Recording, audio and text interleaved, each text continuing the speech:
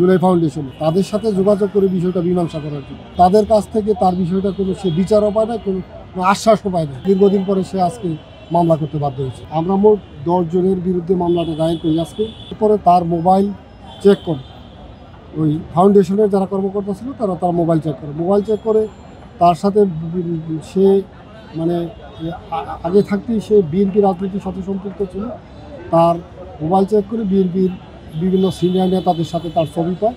তার যে বক্তব্য, ওই ছবি বিএনপি নেতাদের সাথে তার ছবি থাকার কারণে তারা সে যে গ্যাজেটেড হয়েছে সেই জন্য তারা ক্ষিপ্ত হয়ে যায় এবং তাকে জিজ্ঞাসা করে যে তুমি বিএনপির লোক হয়ে কীভাবে এই গ্যাজেটেড হয়েছে। পরবর্তীতে তাকে জুলাই ফাউন্ডেশনে আটকে রেখে তাকে শারীরিকভাবে নির্যাতন করে, তাকে ইঞ্জেকশন পুশিং করে। আমরা তারই প্রেক্ষিতে ওইখানে যারা ঊর্ধ্বতন কর্মকর্তা আছে তাদের মৌখিকভাবে প্রথম অবস্থা জানানো হয়েছিল বিচারের জন্য, কিন্তু সে কোনো বিচার না পেয়ে আজকে বিজ্ঞ আদালতে এসে মামলা দায়ের করে। আমরা মোট 10 জনের বিরুদ্ধে মামলাটা দায়ের করি আজকে। এর মধ্যে যারা আসামি তারা সিনিয়র এক্সিকিউটিভ মেম্বার এবং অন্যান্য কর্মকর্তা আছে এবং 10 জনের নামই আমি আর্জিতে আপনাদের আর্জির মধ্যে উল্লেখ আছে, আপনার আর্জি থেকে নিয়ে নেবেন। সাগর নামে একজন কর্মকর্তা আছে জুলাই ফাউন্ডেশনে, সে একজন পুলিশ। ইতিমধ্যে আমরা জেনেছি যে পরবর্তীতে সে পুলিশে জয়েন করেছে। তা আমাদের আদালতে বক্তব্য ছিল একজন অপরাধী যে ফৌজদারি অপরাধের সাথে সম্পৃক্ত এই ধরনের লোক আবার পুলিশেও তারা জয়েন করেছে, এটা খুবই মানে দুঃখজনক। আর আজকে যে ভিকটিম ব্যক্তিগতভাবে চেষ্টা করেছে যে ওইখানে যারা ঊর্ধ্বতন কর্মকর্তা আছে জুলাই ফাউন্ডেশনে তাদের সাথে যোগাযোগ করে বিষয়টা মীমাংসা করার জন্য, কিন্তু তাদের কাছ থেকে তার বিষয়টা কোনো সে বিচারও পায় না, কোনো আশ্বাসও পায় না। আশ্বাস নেওয়া পাওয়ার পরে দীর্ঘদিন পরে সে আজকে মামলা করতে বাধ্য হয়েছে। তাদের কাছে যখন বিচারের জন্য গিয়েছে তখন তারা কি বলেছে? তারা কোনো গুরুত্ব দেয় না এই বিষয়ে।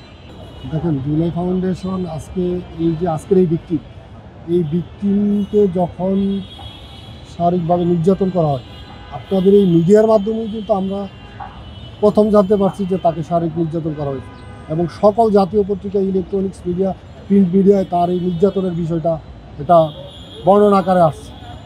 তো সেই ক্ষেত্রে যদি আমরা সবাই জানি এখন এই জুলাই ফাউন্ডেশনটাকে একটা মহল তাদের নিজের ব্যক্তিগত সম্পদ হিসাবে তারা মনে করে, আর সেইভাবেই তারা কাজ করতেছে এবং তারা তাকে এই ব্যাপারে যাতে পরবর্তীতে কোনো মামলা মোকদ্দমা না করে সেই জন্য ওইখানেই হুমকি দিয়েছে এবং বলছে যে যদি পরবর্তীতে এই বিষয়ে মামলা মোকদ্দমা করা হয় তাহলে তারা ওইখানে একটা কমিটি গঠন করে তার যে জুলাই গ্যাজেট প্রাপ্ত যোদ্ধা সেটা বাতিল করা হয়। ওইখানের যে ঊর্ধ্বতন কর্তৃপক্ষ আছে আসলে সে তো জুলাই ফাউন্ডেশনের কে কী দায়িত্ব আছে সবাইকে ওইভাবে চিনেন, এটা সিনিয়র কোনো কর্মকর্তা বলছে যে যদি এই বিষয়ে কোনো মামলা মোকদ্দমা করে তাহলে তার গ্যাজেট বাতিল করা। সেটা যদি উদ্দেশ্য প্রণোদিত হয় তাহলে আপনারা ইতিপূর্বে আপনাদের মাধ্যমে আমরা তাদের উপর যে নির্যাতন করা হয়েছে এই নির্যাতনের বিষয়টা কিন্তু ফার্স্ট আপনাদের মাধ্যমে আমরা জানতে পারছি। তো আর এটা তো মানে এভিডেন্সের বিষয়, এটা কিন্তু শুধু মৌখিক কথার উপর ভিত্তি না, তার মেডিকেল সার্টিফিকেট আছে তার সে যে নির্যাতনের শিকার হয়েছে ওই সব কাগজপত্র আমরা দাখিল করে আজকে মামলাটা দায়ের করেছি। সুতরাং এইখানে মিথ্যা বা কোনো উদ্দেশ্য প্রণোদিতভাবে কোনো কিছু করার বিষয় না। এটা ভিকটিমের 200 ধারার বাদীর 200 ধারা জবানবন্দি নিয়েছেন। জবানবন্দির পরবর্তীতে শাহবাগ থানাকে, যেহেতু শাহবাগ থানার জুরিসডিকশন, শাহবাগ থানাকে মামলা তদন্তপূর্বক প্রতিবেদন দাখিল করার জন্য নির্দেশ দিয়েছে।